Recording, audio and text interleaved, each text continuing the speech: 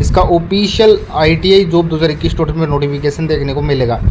जिला रोजगार कार्यालय model career centre Rewa Madhya Pradesh द्वारा एक विशाल कैंपस प्लेसमेंट का आयोजन किया जा रहा है, जिसमें कंपनी का स्ट्रक्चर, एलिजिबिलिटी, पोस्ट, योग्यता, सैलरीज, बेनिफिट सब कुछ दे रखा है। तो सभी साथी अपनी डिटेल पढ़ के इस कैंपस प्लेसमेंट में इंटरव्यू के लिए जाएं। चलिए मिलते हैं।